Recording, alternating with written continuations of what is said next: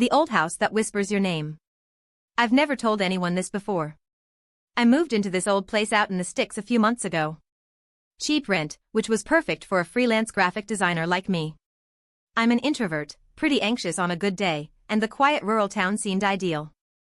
I figured the creaks and groans of the 100-year-old house were just settling. Old wood, expanding and contracting. Right? I bought a cheap, generic smart speaker online for background music while I worked. It picked up a lot of static at first, which I blamed on the rural signal. Sometimes, faint, muffled whispers would bleed through the static. Like a broken radio tuned to a ghost station. I just laughed it off. Old house, cheap tech, I'd tell myself. One night, around 2 a.m., I was pulling an all-nighter on a tight deadline. The house was utterly silent, save for the rhythmic clicking of my keyboard.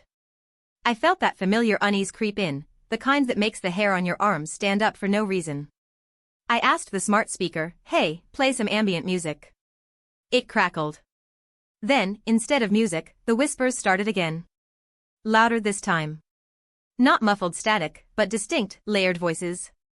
Too many to count, like a crowd murmuring just outside the room. I froze, my fingers hovering over the keyboard. What was that? I asked, my voice barely a whisper.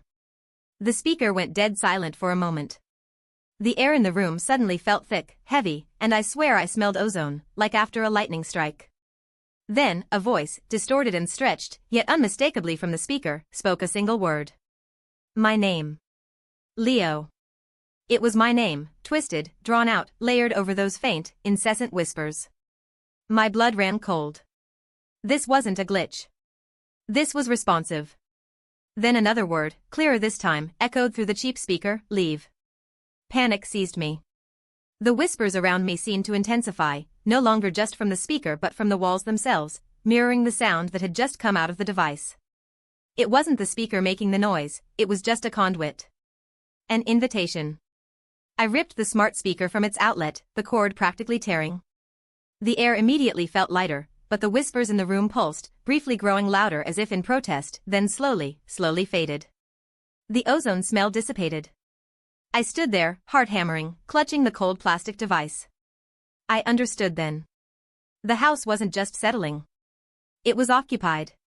And it didn't like being heard through my technology.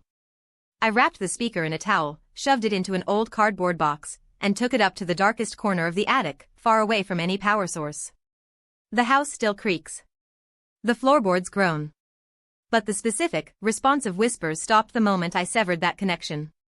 I still live here because, well, rent's cheap. But I know now. I share this old house. And as long as I don't give it a voice, it mostly leaves me alone. Mostly.